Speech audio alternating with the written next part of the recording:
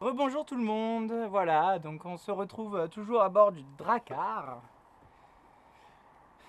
sur l'Hérault et on continue notre périple, notre vérification intégrale du bateau.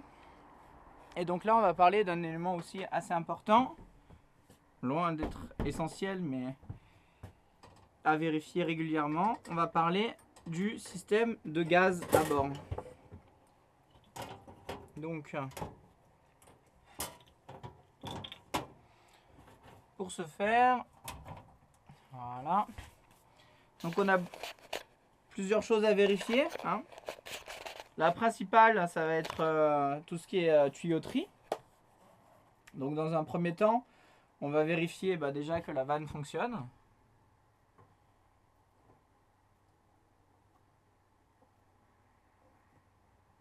Donc on voit qu'il n'y a pas de souci de ce côté-là. En plus, elle est accessible, donc elle est visible et accessible. Donc on ne peut pas la rater, hein, contrairement à dans Saori où elle est dans un placard. Là, c'est vrai que pour le coup, elle est juste à côté. Donc en un coup d'œil, si on descend à la table à cartes, on peut vite voir si c'est resté ouvert. Donc là, on est bon pour cette vanne-là. On va vérifier maintenant les tuyaux. Donc vous avez fait sur Saori, je vous avais fait un tuto déjà là-dessus. Donc si vous vous souvenez, on a donc notre bloc de gaz, notre gazinière, un tuyau souple qui se trouve ici, qui part de là. Ça vous voyez bien. Qui part de là. Hop, et qui arrive dans notre tuyau en cuivre rigide. Voilà. Le tuyau en cuivre rigide lui parcourt le bateau. Touc, touc, touc, touc. Il ressort ici, là, et il retourne dans un tuyau souple qui finit, lui, elle, dans la bouteille de gaz, dans un détendeur, puis dans la bouteille de gaz. Donc voilà. Donc nous, on va vérifier, maintenant qu'on a vérifié la vanne, on va vérifier également la date de péremption des tuyaux. Donc là, il suffit de prendre le tuyau et de voir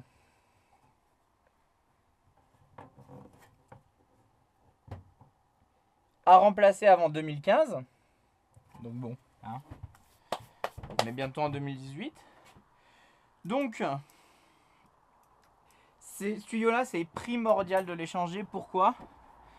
Parce que même s'ils sont en bon état, si vous avez un souci à bord concernant le gaz et qu'on se rend compte que vos tuyaux datent de 2002, pour celui-ci, on a battu le record, hein. Vous imaginez bien que l'assurance ne voudra pas vous rembourser et vous pouvez vous retrouver dans l'os, l'avoir dans l'os, quoi. Parce que du coup, donc ces petits tuyaux là, ils coûtent une blinde, c'est un vrai business, hein. C'est au moins 30 € le petit bout de tuyau que vous voyez là. Donc c'est à prendre en compte, hein, c'est un petit investissement.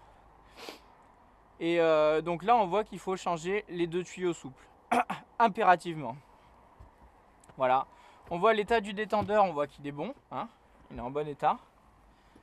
La bouteille, elle est en bon état. Par contre, on voit qu'elle n'est nullement fixée. Et ça, c'est extrêmement mauvais.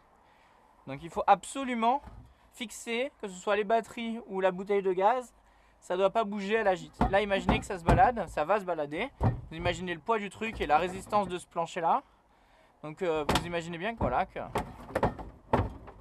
à la gîte, voilà ce que ça va faire. Et vous voyez que ça force sur le tuyau en dur. Donc ça, c'est pas bon du tout, du tout, du tout. Donc on va le notifier. Et après, on vérifie aussi la présence de 2 colliers par tuyau, hein. Là, vous voyez que si on coupe mieux le tuyau et qu'on l'emboîte entièrement, on va pouvoir placer un collier devant et un collier derrière, sachant que le métal, je le sens, il s'arrête à peu près là. Donc il y a la place de mettre 2 petits colliers. Là, on voit qu'ils y sont. Toujours un dans l'autre sens que l'autre.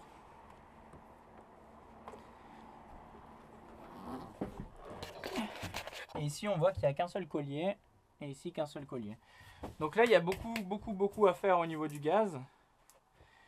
État des tuyaux souples, etc. On met non. Ils sont largement périmés. État et fonctionnement des vannes, on met oui. Présence de 2 colliers, on met non. Fonctionnement du détendeur, on met oui. Fixation de la bouteille, on met non. Fixation et état des appareils de cuisson. Donc là, on va voir un peu ça. Vous voyez que ça, c'est normal que ça se balance forcément pour la gîte. Par contre, en latéralité, il y a zéro. Il n'y a pas de jeu, quoi. Il n'y a pas de jeu, donc du coup, c'est plus que correct. Voilà, et puis après, on regarde un petit peu ça aussi. Ça, on voit que l'état, il est piteux. Donc, fixation, oui. Et fonctionnement des thermocouples. Thermocouples, c'est ces petites choses-là. On va mettre M, moyen. Hein, parce qu'à mon avis, ça doit marcher, mais c'est quand même pas top, pas top. Voilà, donc voilà pour le gaz. Vous voyez qu'il n'y a que ça. Mais il n'y a pas grand-chose à faire, mais il faut le faire. Hein. Le plus important, je pense que c'est de vérifier les colliers et la date des tuyaux. Et ainsi que de fixer votre bouteille de gaz pour pas qu'elle se balade pendant votre traversée. Voilà. Mais écoutez, voilà ce qu'il y a pour le circuit du gaz. Hein. C'est assez simple, assez précaire. Plus c'est simple, mieux c'est. Hein. Dans un voilier, on cherche à faire au plus simple pour pouvoir réparer facilement. Donc là, vous voyez que c'est assez simple dans sa conception. Voilà. Bah écoutez, je vous laisse sur ces belles images. Puis je vous dis à bientôt pour un prochain tuto. Ciao ciao, bye bye.